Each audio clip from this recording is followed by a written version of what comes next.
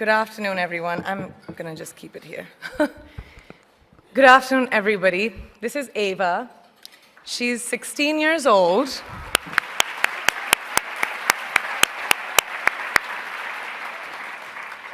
An age where girls should be enjoying their innocence and joys of their youth. But she, at such a tender age, understands the importance of being a voice for her peers, an advocate for young girls and women around the world who may not have the opportunities that us sitting over here have. So receiving this honor from a hero like her makes this so much more exceptional. So thank you.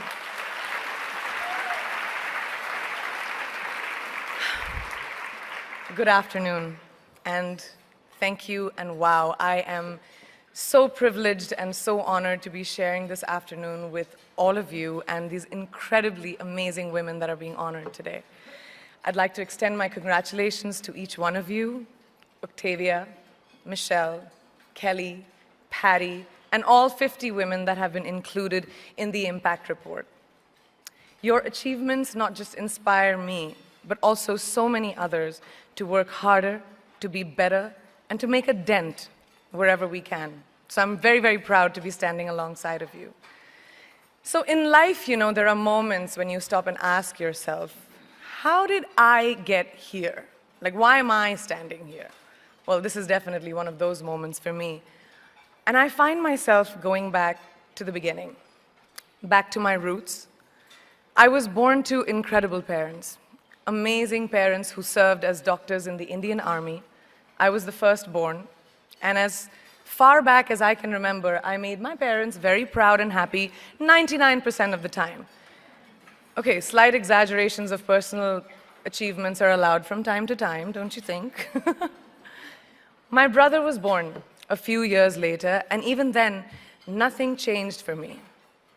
We were both given equal opportunities, and I want to emphasize this. I want to really emphasize this for you because I don't think a lot of people might understand that being equal might seem very normal.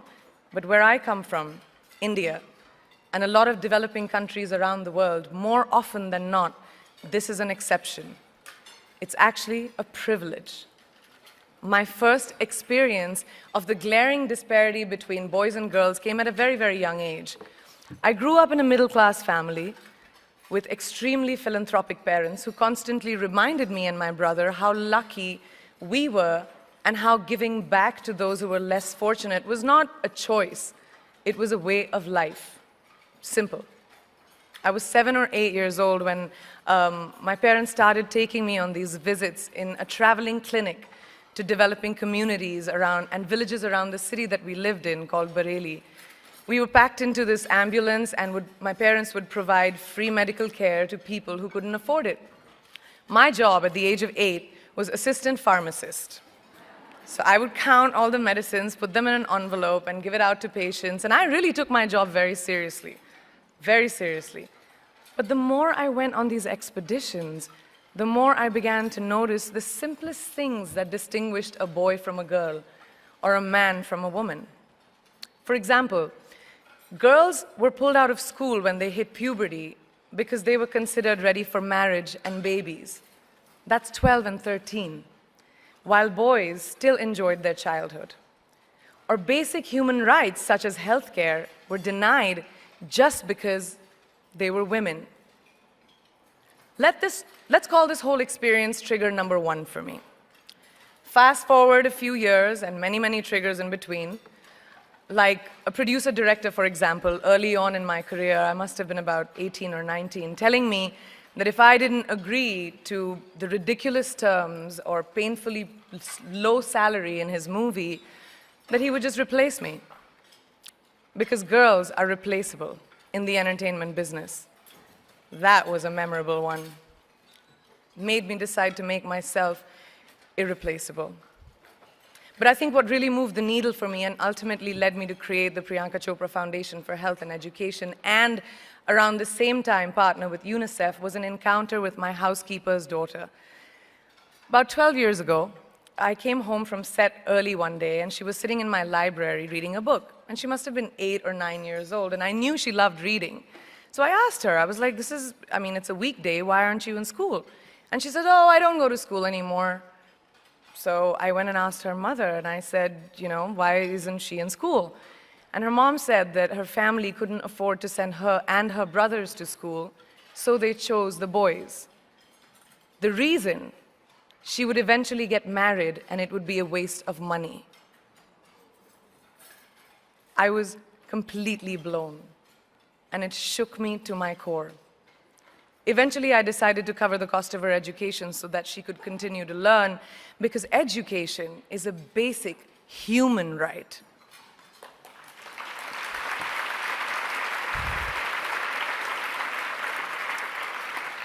And a huge necessity, especially today. From that point on, I was determined to make a difference in as many children's lives as I could, in whatever big or small way that I could contribute. There's a really, really beautiful quote that I read recently, and I think it's absolutely appropriate to explain what I'm trying to say today. The hand that rocks the cradle, the procreator, the mother of tomorrow, a woman shapes the destiny of civilization. Such is the tragic irony of fate that a beautiful creation such as a girl child is today one of the gravest concerns facing humanity. Girls have the power to change the world. It is a fact, and yet today, girls are more likely than boys never to set foot in a classroom, despite of all the efforts and progress made over the last 2 decades. I'm just going to give you a stat, more than 15 million girls of primary school age will never learn how to read or write, compared to 10 million boys. Primary school, it's the beginning of our future. Over the last 11 years, I have witnessed firsthand the incredible work that UNICEF does for children around the world, especially victims and survivors of child marriage, displacement, war, sexual violence. But there is still so much work to do. And for me, that is the fuel to my fire. The reason I'm so committed to this cause, and that is where my passion stems from, because I know that a girl's education not just empowers families, but communities and economies. A result of her education, we all do better. It's just as simple as that. As entertainers and influencers sitting in this room, I feel that it's our social responsibility to be a voice for the voiceless, which is why I applaud each and every woman in this room for being such a badass.